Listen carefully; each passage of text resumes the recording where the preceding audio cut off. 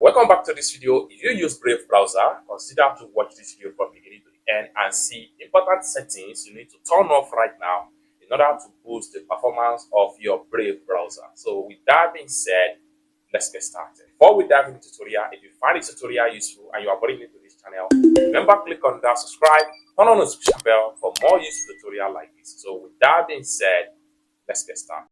Alright, so the very first thing you want to do is to open up your Brave browser. Then after you open up your Brave browser, next thing you need to do is to simply come to the top right here, click on this three slider. Then after click on this three slider, this is going to pop up. Next thing you need to do is to simply scroll down all the way down and make sure you look for settings right here. Click on settings and it's going to take you right here. Next thing you need to do is to simply scroll down right here and make sure you navigate to system right here. So click on system. And it's going to take you right here. What you need to do is that continue running background apps when Brave is closed. What you need to do right here is simply turn off this particular button.